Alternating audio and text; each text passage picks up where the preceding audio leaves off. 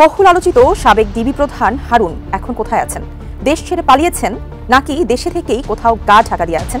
সবার মনে এখন এই প্রশ্ন ঘুরপাক খাচ্ছে যে সাবেক ডিবি প্রধান হারুন এখন কোথায়। বিস্তারিত এসআই রাজা রিপোর্টে। যে আন্তর্জাতিক অপরাধ ট্রাইব্যুনালে এই শেখ হাসিনার সরকার ৭১-এর মানবতা বিরোধী অভিযোগে বিভিন্ন জনকে ফাঁসি, কাউকে যাবজ্জীবন কারাদণ্ড দিয়েছেন। মানবতা বিরোধী অপরাধের দায়ে ৬ জনের ফাঁসির আদেশ দিয়েছে আন্তর্জাতিক অপরাধ ট্রাইব্যুনাল। মানবতা বিরোধী অপরাধের মামলায় ৬ জনকে মৃত্যুদণ্ড দিয়েছে আদালত। রায়ে বলা হয়, আসামিদের বিরুদ্ধে অভিযোগ সন্দেহাতীতভাবে প্রমাণিত হয়েছে। সাবেক প্রধানমন্ত্রী শেখ হাসিনার বেসরকারি বিনিয়োগ এবং বাণিজ্য উপদেষ্টা সালমান এফ রহমান এবং সাবেক আইনমন্ত্রী আনিসুল হককে আটকের পর নিউ মার্কেট থানায় করা একটা হত্যা মামলায় গ্রেফতার দেখানো হয়েছিল। পরদিন তাদের আদালতে হাজির করে 10 দিনের রিমান্ড চাওয়া হয় এবং 10 দিনের রিমান্ড মঞ্জুর হয়। এখন তারা ডিবি হেফাজতে রিমান্ডে আছেন। রিমান্ডে তারা বেশ কিছু চাঞ্চল্যকর তথ্য দিয়েছেন। বর্তমান সরকারকে আমরা দেখছি বেশ কিছু ক্ষেত্রে ভারতের সাথে চোখে চোখ রেখে জাতি হিসেবে আমাদের মর্যাদাবোধ জাগ্রত করছেন এবং ভারতকে বোঝাচ্ছেন, তোমরা যেমন একটা স্বাধীন সার্বভৌম জাতি রাষ্ট্র, আমরাও একটা স্বাধীন সার্বভৌম রাষ্ট্র। অন্তর্বর্তীকালীন সরকার কিছু কঠিন উদ্যোগ নিয়েছে, যার ফলে দীর্ঘমেয়াদে আওয়ামী লীগ বড় ধরনের ক্ষতির মুখোমুখি হতে যাচ্ছে এবং ইতিহাসে একটা অধ্যায় হতে যাচ্ছে। রাষ্ট্রপতি শাহাবুদ্দিনের কি হবে? তার ভাগ্যে কি আছে? তাকে কি পদত্যাগ করতে হবে নাকি তিনি নিজেই পদত্যাগ করবেন? দর্শক, সাবেক আইনমন্ত্রী আনিসুল হক এবং দরবেশ খ্যাত সালমান এফ রহমানকে পুলিশের 10 দিনের রিমান্ডে বেরিয়ে আসলো চাঞ্চল্যকর তথ্য। প্রিয় দর্শক, তারা কি তথ্য ফাঁস করেছে যার কারণে আরও বেশ কিছু নেতাকর্মী ফেঁসে গেছে। দর্শক মণ্ডলী, তাদের এই তথ্যে কারা ফেঁসে গেল তা আজকের এই নিউজটি দেখলেই জানতে পারবেন। প্রিয় দর্শক, সেই সাথে বাংলাদেশ এখন ভারতকে বৃদ্ধাঙ্গুল দেখাচ্ছে। দর্শক মণ্ডলী, বিগত দিনে বাংলাদেশ কিন্তু ভারতের দাসে পরিণত হয়েছিল। প্রিয় দর্শক, সেই প্রথাটা উল্টে এখন বাংলাদেশ ভারতকে চোখ রাঙাচ্ছে, চোখে চোখ রেখে কথা বলছে। দর্শক মণ্ডলী, এখন ভারতকে ঠিক কিভাবে দেখে বাংলাদেশ তা আজকের এই নিউজটি দেখলেই জানতে পারবেন। প্রিয় দর্শক, সেই সাথে অনেক এমপি মন্ত্রী গ্রেপ্তার হয়েছেন এবং যাদের খোঁজ পাওয়া যায়নি আন্দাজ করা হচ্ছে তারা সেনা হেফাজতে। দর্শক মণ্ডলী, এই মুহূর্তে এসে একটা প্রশ্ন দাঁড়াচ্ছে, সেটা হচ্ছে ডিবির প্রধান হারুন আর রশিদ কোথায়? দর্শক মণ্ডলী, তিনি কিন্তু বলেছিলেন যে আমি পালাবো না। দর্শক, তিনি এখন কোথায় আছেন, কিভাবে আছেন তা আজকের এই নিউজটি দেখলেই আশা করি বুঝতে পারবেন। আমি আর বেশি কথা বলবো না, চলুন দেখে আসবো আজকের গুরুত্বপূর্ণ ভিডিওগুলো এবং ভিডিওর শুরুতেই যে অংশ বিশেষগুলো দেখিয়ে শুরু করা হয়েছে তার বিস্তারিত আলোচনা। তার আগে বলবো, যারা এখনও চ্যানেলটি সাবস্ক্রাইব করেননি অবশ্যই চ্যানেলটি সাবস্ক্রাইব করে পাশে থাকা বেল আইকনটি ক্লিক করে দিন। আর যারা ইতিমধ্যেই চ্যানেলটি সাবস্ক্রাইব করেছেন তাদেরকে অসংখ্য ধন্যবাদ। তো প্রিয় দর্শক, চলুন ভিডিওটিতে একটি লাইক দিয়ে আমরা ধারাবাহিকভাবে সবগুলো ভিডিওর আলোচনা দেখে আসি। প্রধানমন্ত্রী শেখ হাসিনার বেসরকারি বিনিয়োগ এবং বাণিজ্য উপদেষ্টা সালমান এফ রহমান এবং সাবেক আইনমন্ত্রী আনিসুল হককে আটকের পর নিউ মার্কেট থানায় করা একটা হত্যা মামলায় গ্রেফতার দেখানো হয়েছিল। পরদিন তাদের আদালতে হাজির করে 10 দিনের রিমান্ড চাওয়া হয় এবং 10 দিনের রিমান্ড মঞ্জুর হয়। এখন তারা ডিবি হেফাজতে রিমান্ডে আছেন। রিমান্ডে তারা বেশ কিছু চাঞ্চল্যকর তথ্য দিয়েছেন, সেই আলোচনায় যাব। কিন্তু তার আগে এই মামলাটা সম্পর্কে আমাদের একটু জানা দরকার, কারণ এই মামলাটাও বেশ চাঞ্চল্যকর। এই মামলার বাদী, যিনি পুলিশের গুলিতে নিহত হয়েছেন, তার মা, অথচ তিনি জানেনই না এজাহারে কি লেখা হয়েছে, কিন্তু এজাহারের নিচে তার স্বাক্ষর আছে। যে পুলিশ কর্মকর্তা এই এজাহারটি লিখেছেন তিনি পুলিশের গুলির কথা সেখানে উল্লেখ করেনি, বরং সেখানে উল্লেখ করা হয়েছে বিএনপি এবং জামাত শিবিরের নেতাকর্মীদের আঘাতে তিনি মৃত্যুবরণ করেছেন এবং এখানে আসামি করা হয়েছে স্বাভাবিকভাবে বিএনপি এবং জামাত শিবিরের নেতাকর্মীদের। অথচ এই মামলায় গ্রেফতার দেখানো হয়েছে সাবেক প্রধানমন্ত্রী শেখ হাসিনার বেসরকারি বিনিয়োগ এবং বাণিজ্য উপদেষ্টা সালমান এফ রহমান এবং সাবেক আইনমন্ত্রী আনিসুল হককে। তার মানে মামলার এজাহারের সাথে আমরা যদি মিলিয়ে দেখি তাহলে দাঁড়ায় এই দুজন বিএনপি এবং জামাত শিবিরের নেতাকর্মী। আশ্চর্যের বিষয় হলো, ময়নাতদন্তে আবার গুলির কথা উল্লেখ করা হয়েছে, কিন্তু এখন পর্যন্ত সেই পুলিশ কর্মকর্তার বিরুদ্ধে কোনো ধরনের ব্যবস্থা নেওয়া হয়নি। এখন অবশ্য হুকুমের আসামিদেরকে ধরা হয়েছে, যাদের হুকুমে এই কাজ করতে বাধ্য হয়েছেন সেই পুলিশ কর্মকর্তা। আচ্ছা, আমরা একবার ধরে নেই 5ই আগস্ট শেখ হাসিনা পদত্যাগ করেননি, তিনি দেশ থেকে পালিয়ে যাননি এবং যে কোনোভাবে এই আন্দোলনটা থেমে গেছে। এখনও আওয়ামী লীগ সরকার ক্ষমতায়। সেক্ষেত্রে এই মামলায় সালমান রহমান কিংবা আনিসুল হককে তো গ্রেফতার করা হতো না। কারা গ্রেফতার হতেন আমরা নিশ্চয়ই বুঝতে পারি। শেখ হাসিনা যদি ক্ষমতায় টিকে যেতেন তাহলে আমাদের কাউকেই তিনি ছেড়ে দিতেন না এবং এ কারণে গ্রাউন্ডগুলো তৈরি করা হয়েছে। নিজেদের নির্দেশে পুলিশকে দিয়ে গুলি করিয়ে মানুষ হত্যা করে সেই হত্যা মামলার এজাহারে উল্লেখ করা হয়েছে বিএনপি জামাত শিবিরের নেতাকর্মীরা পিটিয়ে হত্যা করেছে। অথচ সেই মামলার বাদী, যিনি নিহত হয়েছেন, তার মা, এবং তিনি বলছেন পুলিশের গুলিতে তার ছেলে মারা গেছে। এটাই ছিল শেখ হাসিনার শাসনামল। অথচ এই মামলায় এখন গ্রেফতার করা হয়েছে সালমান এফ রহমান এবং আনিসুল হককে এবং তারা এই মামলার রিমান্ডে যে তথ্য দিচ্ছেন তাতে পরিষ্কার হচ্ছে যে হত্যাকাণ্ড ঘটেছে পুরো জুলাই মাস জুড়ে এবং 5 আগস্ট পর্যন্ত তার নির্দেশদাতা স্বয়ং বাংলাদেশের সাবেক প্রধানমন্ত্রী, স্বরাষ্ট্রমন্ত্রী এবং সেতুমন্ত্রী, যিনি সরকারি দলের সাধারণ সম্পাদক। আমরা একটু দেখি কি চাঞ্চল্যকর তথ্য দিলেন সালমান এফ রহমান এবং আনিসুল হক ডিবির রিমান্ডে। যুগান্তরের রিপোর্ট, রিমান্ডে চাঞ্চল্যকর তথ্য দিচ্ছেন সালমান ও আনিসুল। সাবেক প্রধানমন্ত্রী শেখ হাসিনার উপদেষ্টা সালমান এফ রহমান এবং সাবেক আইনমন্ত্রী আনিসুল হকের নাম কেবল হত্যাকাণ্ডের সঙ্গেই সংশ্লিষ্ট নয়, প্রতিপক্ষকে ঘায়েল করতে রাষ্ট্রযন্ত্রকে চরমভাবে অপব্যবহারও করেছিলেন তারা। পাশাপাশি ভয়াবহ আর্থিক কেলেঙ্কারির সঙ্গে প্রত্যক্ষ বা পরোক্ষভাবে জড়িত ছিলেন সালমান। তাই রিমান্ডে হত্যা মামলার পাশাপাশি দেশের সার্বিক অর্থনীতির মন্দা অবস্থা সৃষ্টি করা সহ বিগত সরকারের অপকর্ম ও দুর্নীতি সহ নানা বিষয়ে জিজ্ঞাসাবাদ করা হচ্ছে। তারা দিচ্ছেন অজানা অনেক চাঞ্চল্যকর তথ্য। এসব তথ্যের ভিত্তিতে তাদের বিরুদ্ধে আরও একাধিক মামলা করার চিন্তা করছে সরকারের সংশ্লিষ্টরা। পুলিশের পাশাপাশি সংশ্লিষ্ট কয়েকটি মামলা তদন্ত করবে দুর্নীতি দমন কমিশন। ঢাকা মেট্রোপলিটন পুলিশের উচ্চ পর্যায়ের একাধিক সূত্র যুগান্তরকে এসব তথ্য নিশ্চিত করেছেন।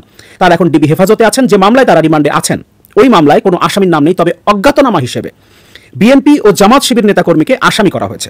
রিমান্ডের প্রথম দিনের জিজ্ঞাসাবাদে তারা দেশে অনাকাঙ্ক্ষিত পরিস্থিতি তৈরির জন্য সাবেক স্বরাষ্ট্রমন্ত্রী আসাদুজ্জামান খান কামাল ও আওয়ামী লীগের সাধারণ সম্পাদক সাবেক সড়ক পরিবহন ও সেতুমন্ত্রী ওবায়দুল কাদেরকে দায়ী করেন। গ্রেফতারকৃতদের অপরাধ শুধু পুলিশ কেসের মধ্যে সীমাবদ্ধ নয়, শেয়ার বাজার সহ অনেক অর্থনৈতিক কেলেঙ্কারিতে জড়িত সালমান এফ রহমান সরকারের অনেক অপকর্মকে আইনি বৈধতা দেওয়ার ক্ষেত্রে বড় ভূমিকা রেখেছেন আনিসুল হক। তাই তাদের জিজ্ঞাসাবাদের ক্ষেত্রে হত্যা মামলার পাশাপাশি অর্থনৈতিক ও আইনগত বিষয়কে গুরুত্ব দেওয়া হচ্ছে। সূত্র আরও জানায়, যে মামলায় সালমান এফ রহমান এবং আনিসুল হককে গ্রেফতার করা হয়েছে সেই মামলার ভিকটিম গুলিতে মারা গেছেন, অথচ এজাহারে বলা হয়েছে কোটা বিরোধী জামাত শিবির এবং বিএনপি নেতাকর্মীদের এলোপাথারি আঘাতে ভিকটিম শাহজাহান মারা গেছেন। মামলায় কেন মিথ্যাচার করা হয়েছে সেই বিষয় নিয়েও তাদের জিজ্ঞাসাবাদ করা হচ্ছে। যে মামলায় তাদের গ্রেফতার করা হয়েছে সেই মামলার বাদী নিহত শাহজাহান আলীর মা আয়েশা বেগম।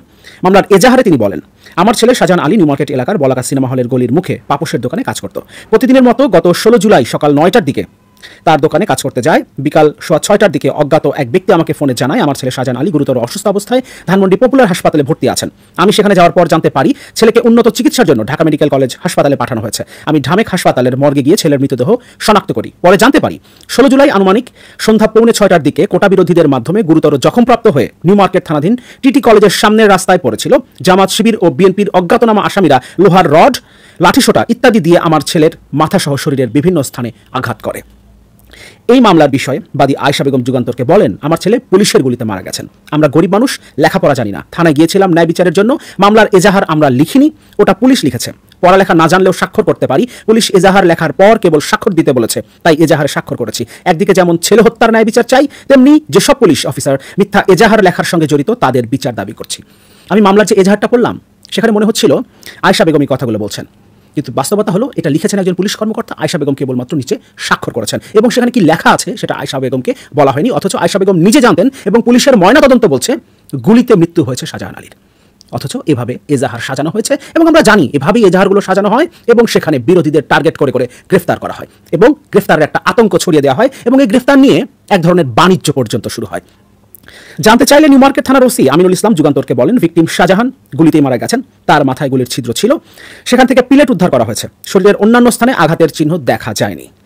এভাবেই সুরতহাল প্রতিবেদন তৈরি করা হয়েছে। পরবর্তী সময় আমরা ঘটনাস্থল থেকে সিসিটিভির ফুটেজও সংগ্রহ করেছি, কারণ ক্ষমতার পালাবদল হয়ে গেছে। এক্ষেত্রে যে পুলিশ সদস্য এই ভুল করেছিলেন তার বিরুদ্ধে যথাযথ ব্যবস্থা নেওয়া হবে। এক প্রশ্নের জবাবে তিনি বলেন, শাহজাহান হত্যা মামলায় সালমান এফ রহমান এবং আনিসুল হককে ব্যাপক জিজ্ঞাসাবাদ করা হচ্ছে। জিজ্ঞাসাবাদে আমি ছাড়াও তদন্ত কর্মকর্তা ও ডিবির সংশ্লিষ্ট কর্মকর্তারা সংযুক্ত আছেন। জিজ্ঞাসাবাদে যেসব তথ্য বেরিয়ে আসছে তদন্তের স্বার্থে সেগুলি এখনই বলা যাবে না। তবে আমরা ইতিমধ্যেই জানতে পারলাম, যুগান্তর আমাদেরকে যেটা জানালো, আনিসুল হক এবং সালমান এফ রহমান নিজেদেরকে নির্দোষ দাবি করছেন এবং যা ঘটেছে, যে হত্যাকাণ্ড ঘটেছে, যে গণহত্যা ঘটেছে, এর জন্য সাবেক প্রধানমন্ত্রী শেখ হাসিনা, সাবেক স্বরাষ্ট্রমন্ত্রী আসাদুজ্জামান খান কামাল এবং সাবেক সেতুমন্ত্রী এবং আওয়ামী লীগের সাধারণ সম্পাদক ওবায়দুল কাদেরকে দায়ী করেছেন।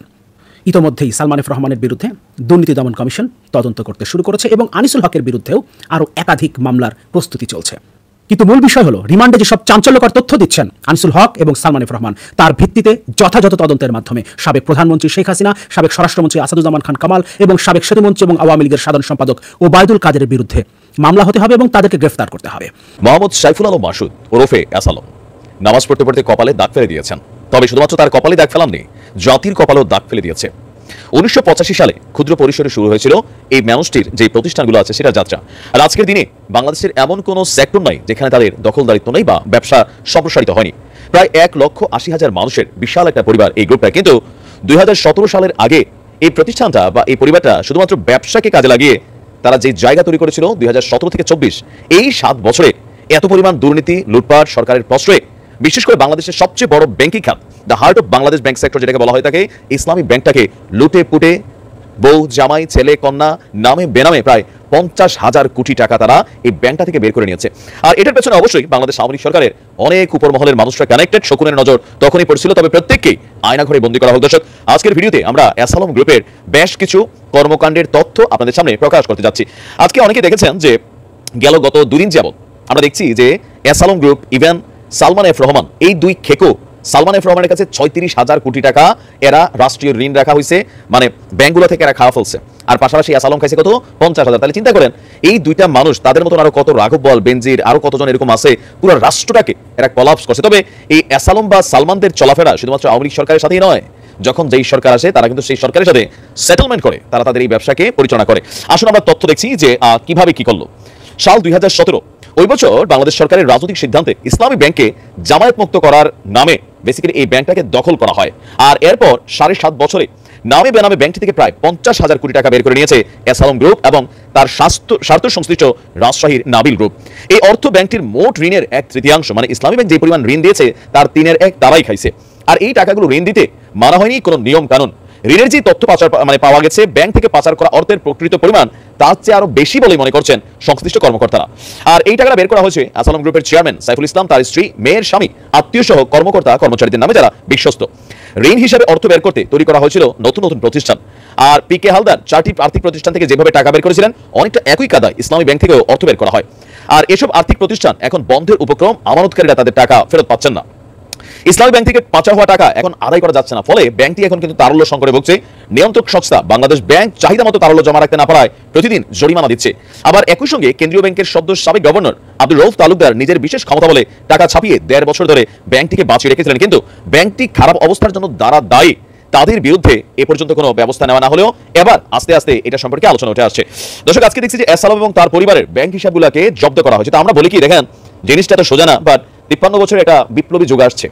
এই যুগে এই দেশের এরকম বড় বড় খেকু যারা আছে, লুটেরা যারা আছে, তাদের প্রতিষ্ঠানগুলোকে রাষ্ট্রীয়ভাবে জব্দ করে রাষ্ট্রীয় কোষাগারের মাধ্যমে এগুলোকে পরিচালনা করা হোক। তবে এখানে একটা রিস্ক থাকে কি, এই দেশের সব খাতই লাভজনক, শুধুমাত্র রাষ্ট্রীয় খাতগুলো ছাড়া। কারণ যখনই কোনো একটা রাজনৈতিক সরকার বসে, তাদের মন্ত্রী, এমপি, চেলা ফেলা, আত্মীয় স্বজন, নামে বেনামে দীর্ঘদিন যাবত যে ক্ষুধা, এই ক্ষুধাগুলো এসে নজর পড়ে দেশের ব্যাংকিং সেক্টর, পুঁজিবাজার থেকে শুরু করে বিভিন্ন সরকারি যে ডিপার্টমেন্টগুলো আছে, আর ওই ডিপার্টমেন্টগুলোর যে আয়ের উৎস, সেগুলো খায় ফেলে। আপনাদের খেয়াল থাকার কথা এনবিআর এর মতিউরের কথা। বর্তমান সরকারকে আমরা দেখছি বেশ কিছু ক্ষেত্রে ভারতের সাথে চোখে চোখ রেখে জাতি হিসেবে আমাদের মর্যাদাবোধ জাগ্রত করছেন এবং ভারতকে বোঝাচ্ছেন, তোমরা যেমন একটা স্বাধীন সার্বভৌম জাতি রাষ্ট্র, আমরাও একটা স্বাধীন সার্বভৌম রাষ্ট্র। আমরা আকারে ছোট হতে পারি, জনসংখ্যায় ছোট হতে পারি, অর্থনীতির সাইজে ছোট হতে পারি, কিন্তু আমাদেরকে কগনিজেন্সে নিতে হবে ওইভাবে, স্লেভ হিসাবে না, একটা ভ্যাসাল স্টেট হিসাবে না, করদ রাজ্য বা একটা কলোনি হিসাবে না, একটা স্বাধীন রাষ্ট্র হিসাবে নিতে হবে। দুটো ঘটনা আমাকে বহুদিন পর সেই আনন্দ দিয়েছে। একটা হচ্ছে ভারতের হাই কমিশনার আমাদের পররাষ্ট্র উপদেষ্টার সাথে বসেছেন, সেখানে তিনি বেশ কিছু কথাবার্তা বলেছেন। আমার মনে হয় আমাদের একটু শোনা দরকার, আমাদের অনেকের চোখে পড়েছেও, সেটা আমি একটু জানাই। আমার মনে হয় যে এটা আমাদের এই সম্পর্কে যে নতুন ধরনের রিডিরেকশন হচ্ছে, নতুনভাবে এটা ঠিকঠাক হয়ে উঠছে, অন্তত সেই চেষ্টা অন্তর্বর্তীকালীন সরকারের দিক থেকে আছে, সেটা বুঝবো। দুজনের বৈঠকের পর একটা পররাষ্ট্র মন্ত্রণালয়ের সংবাদ বিজ্ঞপ্তি দেওয়া হয়েছে, ওখানে বলা হয়েছে, পররাষ্ট্র উপদেষ্টা উল্লেখ করেন দ্বিপক্ষীয় সম্পর্ক উন্নয়নে বাংলাদেশ ভারতের সাথে ঘনিষ্ঠভাবে কাজ করতে চায়। আসলে আমরা মনে করি দুটো দেশ ঘনিষ্ঠভাবে কাজ করা উচিত। আগামী দিনে আরও বেশি করে জনগণ কেন্দ্রিক সম্পৃক্ততার উপরে জোর দেন। ভেরি ইন্টারেস্টিং, খুবই রাইটলি আমাদের উপদেষ্টা বলছেন যে জনগণ কেন্দ্রিক যে সম্পৃক্ততা, বাংলাদেশের জনগণের সাথে ভারতের জনগণ, রাষ্ট্রের সাথে রাষ্ট্রের সম্পর্ক হবে। একটা দল বা প্রেসাইজলি বললে একজন স্বৈরাচারী ব্যক্তির সাথে যেরকম সম্পর্ক ভারত করেছিল তা থেকে বেরিয়ে আসার কথা আছে। তারপর তিনি বলছেন বিশেষ করে সীমান্তে হত্যা, তিস্তার পানি বন্টন চুক্তি সম্পাদন ও নিত্য প্রয়োজনীয় পণ্যের সরবরাহ নিশ্চিত করার মতো গুরুত্বপূর্ণ বিষয় জোর দেন পররাষ্ট্র উপদেষ্টা। আমাদের যে কোর দাবিগুলো, আরও অনেক দাবি আছে, নিশ্চয়ই প্রথম বৈঠকেই সব বলবেন না, সেগুলো উল্লেখ করেছেন। খুব ইন্টারেস্টিংলি উনি বলছেন, জনাব তৌহিদ হোসেন, বাংলাদেশের ঘটনাবলী নিয়ে ভারতীয় গণমাধ্যমে খুব বেশি অতিরঞ্জিতভাবে প্রচার চলছে বলে উল্লেখ করেন। সাবেক প্রধানমন্ত্রী শেখ হাসিনার সাম্প্রতিক বক্তব্য প্রসঙ্গে তিনি বলেন, ভারত থেকে আসা ধরনের বক্তব্য দ্বিপক্ষীয় সম্পর্ক উন্নয়নের জন্য সহায়ক নয়। ব্রিলিয়ান্টলি বলেছেন। প্রথমটা দেখুন, বাংলাদেশে এই ঘটনা যখন ঘটলো তখন থেকে ভারতের বিশেষ করে বিজেপি পেট্রোনাইজ, বিজেপির একেবারে মুখপাত্র ধরনের কতগুলো চ্যানেল, মানে অকল্পনীয় মিথ্যাচার, অকল্পনীয় রকম অতিরঞ্জিতভাবে, অকল্পনীয় রকম নাটকীয় ঢঙে প্রচার করেছে। বিশেষ করে Republic TV, Republic Bangla, ANI, এই চ্যানেলগুলো, অন্যগুলো কম করেছে তা না, ওদের টোন হয়তো এদের মতো অ্যাগ্রেসিভ ছিল, একটু কমই ছিল, কিন্তু তারাও করেছে। সুতরাং এটাও বাংলাদেশ জানিয়ে দিচ্ছে। খেয়াল করে, এটা একটা নতুন বাংলাদেশ, যেখানে বাংলাদেশের পররাষ্ট্র উপদেষ্টা ভারতকে তার মেসেজ এভাবে জানিয়ে দেয় ক্লিয়ারলি। যেটা সবচেয়ে বেশি আলোচিত, প্রধানমন্ত্রী যে ভারতে বসে বসে এরকম বক্তব্য দিচ্ছেন, সেটা দ্বিপক্ষীয় যে সম্পর্ক উন্নয়নের জন্য সহায়ক নয়। এই জায়গাটা খুব জরুরি। খেয়াল করি আমরা শেখ হাসিনাকে, একটা পতিত স্বৈরাচার, এই পতিত স্বৈরাচার পালিয়ে ভারত গেছেন। ভারতে তার আশ্রয় থাকা নিয়ে আমাদের প্রশ্ন আছে, কারণ যাওয়ার আগের মিড-জুলাই থেকে ক্ষমতাচ্যুতির আগ পর্যন্ত তিনি একটা ম্যাসাকার ঘটিয়েছেন, মানবতা বিরোধী অপরাধ করেছেন। সিরিয়াসলি কয়েকশো মানুষের মৃত্যু, হাজার হাজার মানুষের আহত হওয়া, কয়েকশো মানুষের অন্ধ হওয়া, এই রকম ঘটনা উনি ঘটিয়েছেন এবং পুরো রাষ্ট্রকে একটা বিপদের মুখে ফেলে দিয়ে উনি পালিয়েছেন। শুধু তাই না, এই পুরো সময়টা তিনি যখন ক্ষমতায় ছিলেন, তিনি গুম, বিচার বহির্ভূত হত্যাকাণ্ডের মতো মানবাধিকার বিরোধী অপরাধ, মানবতা বিরোধী অপরাধ করেছেন, যেগুলো তার ইন্টারন্যাশনাল ক্রিমিনাল কোর্টে ট্রায়াল দেওয়া করা সম্ভব। বাংলাদেশে তো তার বিরুদ্ধে কত মামলা হতে পারে, দুর্নীতি দুঃশাসন রিলেটেড মামলা সরিয়েও যদি রাখি। এইরকম একটা বিভৎস মানুষ যে বাংলাদেশ রাষ্ট্রটাকে ধ্বংস করে দিয়েছে, তাকে ভারত আশ্রয় দিয়েছে। এটা ইটসেলফ ভারতের কাছে আমাদের বিরাট চাপের বিষয় হওয়া দরকার। যদিও শশী থারুর, যিনি বাংলাদেশ বিষয়ে মোটামুটি সেন্সিবল কথা বলেছেন, তিনিও দেখলাম শেখ হাসিনাকে আশ্রয় দেওয়াকে পজিটিভলি নিচ্ছেন, কারণ তার বন্ধু বলছেন, কারণ কংগ্রেসেরও একসময় বন্ধু ছিল। আমরা এটুকুর ডিবেট যদি সরিয়েও রাখি, সেখানে বসে তিনি বিবৃতি দিচ্ছেন বাংলাদেশের ভিতরে এটা করো ওটা করো, এবং বাংলাদেশে যে ম্যাসাকার ঘটিয়ে গেছে সেই ম্যাসাকারের পক্ষে সাফাই গাইছেন এখনো। সারা পৃথিবী দেখলো, সারা পৃথিবী কন্ডেম করলো, সহানুভূতি জানালো। ভারত বাংলাদেশের এই ম্যাসাকার নিয়ে জানালো না, শুধু কিছু হিন্দুর ওপরে কিছু হয়েছে কিনা সেটা নিয়ে তাদের মাথা ব্যথা। এই ম্যাসাকার নিয়ে জানালো, সেই ম্যাসাকার নিয়ে মিথ্যাচার করছেন ভারতে বসে বসে শেখ হাসিনা, আহ্বান জানাচ্ছেন এটা করো ওটা করো। এটা হতেই পারে, আমরা ক্ষুব্ধ হয়েছি, এবং আমাদের উপদেষ্টা জানিয়ে দিয়েছেন। কি অসাধারণ দৃশ্য! বহু বছর পর, ওই যে বললাম, আওয়ামী লীগ যাওয়ার পর যখন নিজকে একজন রাষ্ট্রের নাগরিক বলে মনে হয়, আমি আওয়ামী লীগ করি না, কিন্তু আমি একজন রাষ্ট্রের নাগরিক, আমার অনেক টাকা নাই, কারো আরো কম আছে, কারো কিছু নেই, কিন্তু আমি, এটা আমার স্বাধীন দেশ, আমি এটা স্টেক হোল্ড করি, এই দেশের মালিকানা আছে আমার, সেই বোধটা ঠিক একই রকম। এই উক্তিগুলো সেরকম একটা অনুভূতি দিচ্ছে। আমি আরেকটা উক্তি যোগ করতে চাই, আমাদের স্বরাষ্ট্র উপদেষ্টা ব্রিগেডিয়ার জেনারেল শাখাওয়াত হোসেনের উক্তি। উনি বর্ডার গার্ড বাংলাদেশের উদ্দেশ্যে স্বরাষ্ট্রমন্ত্রী বলেছেন, বিজিবির মতো একটা ফোর্সকে পিঠ দেখাতে বলেছে সীমান্তে আমাদের লোক মারে, বিজিবি পতাকা বৈঠ করতে বাধ্য হয়, আমি বলেছি যে পিঠ দেখাবেন না, এনাফ ইজ এনাফ। আমি চিন্তা করে দেখেন তো, হ্যাঁ, এই সরকার ক্ষমতায় আসার পরও একজন সীমান্তে হত্যাকাণ্ডের শিকার হয়েছেন। ভারত তার শত্রুতামূলক অ্যাটিটিউড রেখেই দিয়েছে, কিন্তু বাংলাদেশের একজন উপদেষ্টা বলছেন সাহস করে, হ্যাঁ, বিজেপিকে পিঠ দেখাতে বলা হয়েছিল, ওরা মানুষ মারবে, বিজেপি পতাকা বৈঠক করে তাদেরকে নিয়ে আসবে। উপদেষ্টা বলছেন আর পিঠ দেখাতে হবে না, দেখাবেন না, এনাফ ইজ এনাফ, আসলে এনাফ ইজ এনাফ। দর্শক, আমি আশা করছি আজকের নিউজটি আপনি খুবই মনোযোগ দিয়ে দেখেছেন। সেই সাথে প্রিয় দর্শক, এই ভিডিওগুলো সম্পর্কিত যদি কোনো তথ্য বা মতামত থাকে তাহলে অবশ্যই কমেন্ট করে জানাবেন। আজকের মতো নিউজটি ছিল এটুকুই, ফিরছে আগামী ভিডিওতে নতুন কোনো টপিক নিয়ে। আল্লাহ হাফেজ।